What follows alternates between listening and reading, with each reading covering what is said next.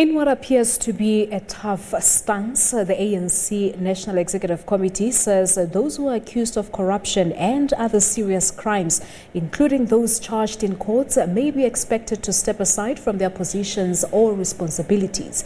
The ANC's NEC has expressed outrage at allegations that some of its leaders are embroiled in corruption. In a 5-page-long statement on the outcomes of its meeting, the party's highest decision-making body reaffirmed its 2017 National Conference resolution of restoring the credibility and the integrity of the ANC in dealing with corruption. It's also resolved that the national officials immediately prepare an audited list of cases and submit this list within 1 month to the National Working Committee and the NEC with recommendations for action. National officials may call on the Integrity Commission or any other party members to assist. The NEC has also welcomed the steps taken by its structures in Gauteng, KwaZulu-Natal, the Eastern Cape and the Free State, and also commended those implicated for volunteering to step aside whilst their cases are attended to by the relevant structures. All right, and now for more on the NEC meeting, we're joined by the ANC spokesperson, Pule Mabe, on the line. Good afternoon to you, Mr. Mabe. Thank you so much for joining us here on the SABC News channel. Afternoon and afternoon to you.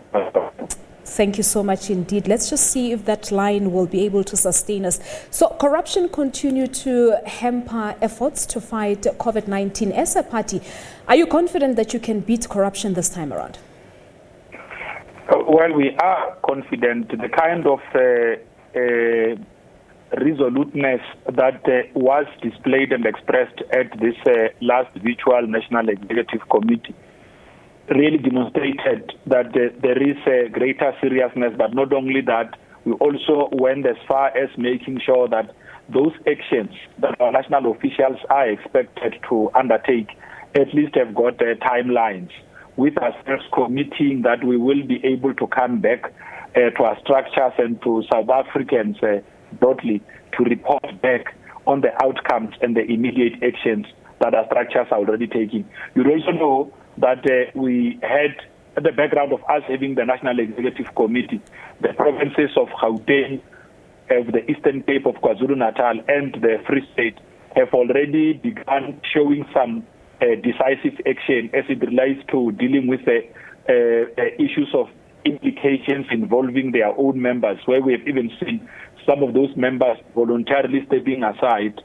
while their matters are referred to relevant structures of organization. We have also said that the national officials ought to be working together with our own Integrity Commission, together with the National Disciplinary Committee, to deal and attend to all of these cases, conduct an audit of all the different cases of that could either be in the courts, on whether it's on malfeasance, on corruption, and then understand where those cases are, and then in certain instances be able to ask members to recuse themselves given the magnitude and seriousness of such cases. The expectation is that in the next NWC, the officials would be able to give out a report on the work that they shall have done. Now, all of these things are actions. If you go through our statement, we are not just it's not just a broad talk in that way. Each and everything has got timelines. We are saying we are going to be undertaking these actions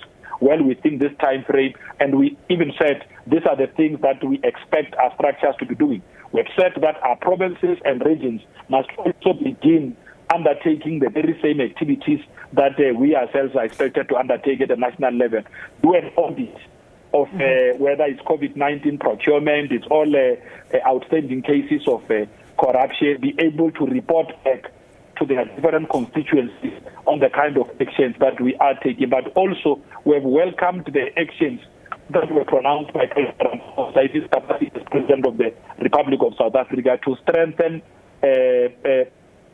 the work that is being done by SIU and all other law enforcement agencies, one through a proclamation that begins to look at procurement around COVID-19 and make sure that those that are found to have been in the wrong, whether they are public representatives or they are officials, the public officials actions is taken. But we even went further and said that we in the ANC need to be seen reinforcing ethics as it relates to our public representatives as well as officials, so that they are removed from the area of conflict of interest. All right. So you also talk about matters being referred to the ANC's Integrity Commission, and that's the very same commission that has been accused of lacking teeth to bite. What plans are in place to offer support not only to the commission itself, but perhaps also to the disciplinary committee as per the NEC resolutions? Hence, we see we have taken an integrated approach that begins to bring the work of our Integrity Commission, the National Disciplinary Committee, together with what the national officials are then expected to do. We've also said that the national officials could be empowered now to also call on those of our own members who might have the requisite technical capacity to be able to help the ANC decisively deal with this area of etiquette. The ANC has been trending online, Dr. Mabe, for all the wrong reasons from last week Friday into the weekend. How confident are you that the party will be able to restore its credibility and the integrity as per the resolutions of 2017? Hello, Mr. Mabe? It's always, yes, can you hear me? Yes, I can hear you. Go ahead, sir. Yes, the African National Congress is always the first to admit and accept where it faces challenges. The ANC doesn't stand out there to defend itself. When our people raise concerns, we are the first to go back, self-reflect and self-correct.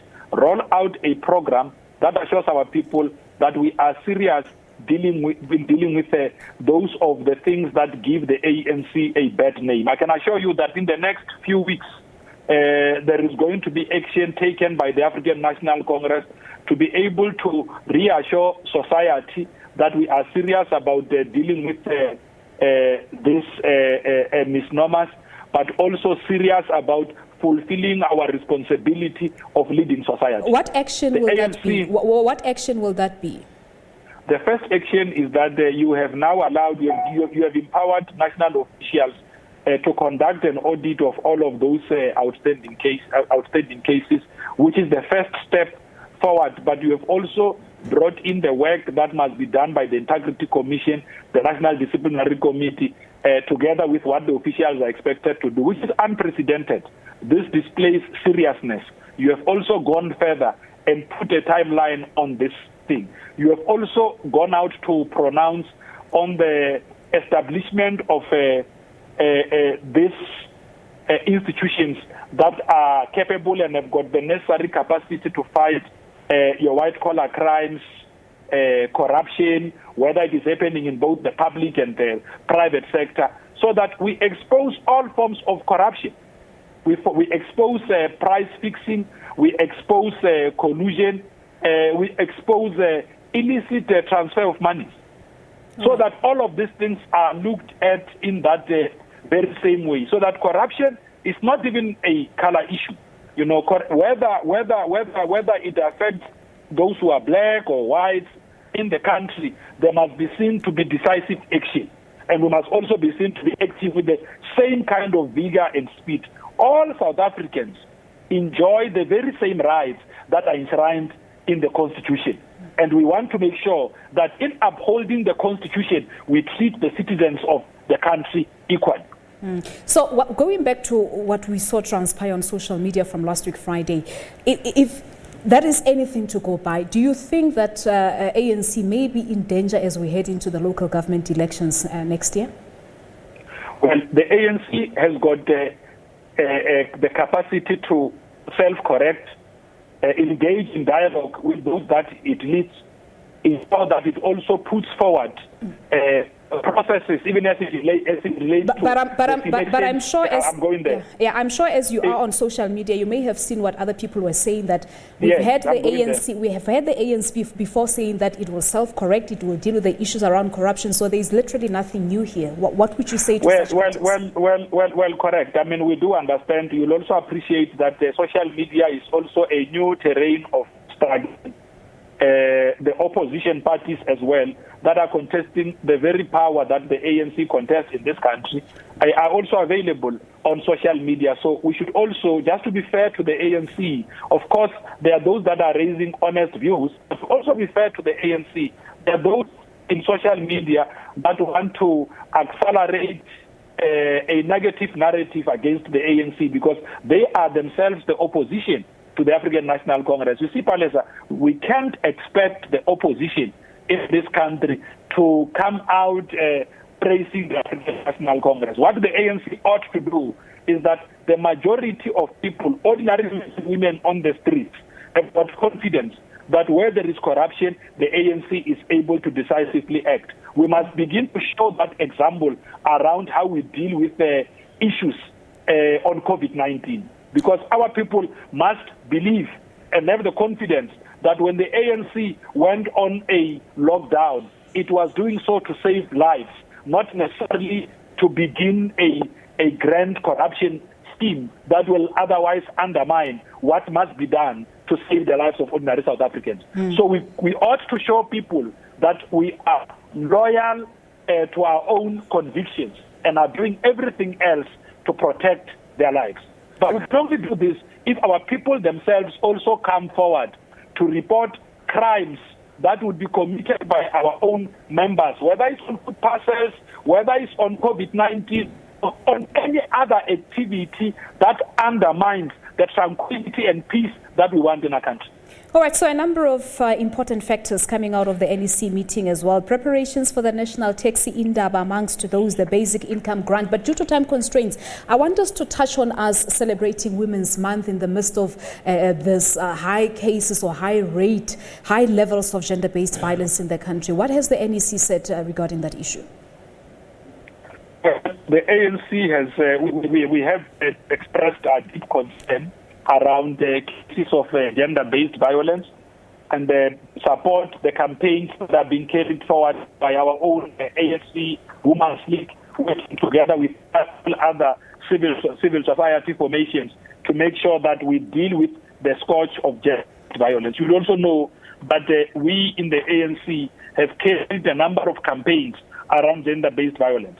We also reflected on some of the measures that have been taken in government and add that there must be speedy finalization of the Criminal and Related Matters Amendment Bill, Domestic Violence Amendment Bill, Criminal Law, Sexual Offences and Related Matters Amendment Bill to strengthen the response of the criminal justice system to gender-based violence. We are recognizing the need to move with speed on all of these things because we are aware that we are alive to the fact that with correct legislation in place, we will be able to deal with this masculinity and effectively be able to arrest instances of gender-based violence. There's got to be seriousness on how we deal with this area as well. But we also went further to celebrate the many women in our country, some who are still, the many heroines in our country, some who are still alive, including Mama Sophie Brain and Gertrude Shop, who were part of the Women's March back in the 50s. We also supported the program leading up to the celebration of the 150th anniversary of the birth of Comrade Charlotte Manye Mateke. We paid tribute as well to Victoria Mpenge, who was brutally assassinated by the apartheid regime 35 years ago on the 1st of August 1985. All right, that's where we leave it. Ndate Raleboa, thank you so much for coming through. Pule Mabe is the ANC's spokesperson talking to us about the NEC resolutions.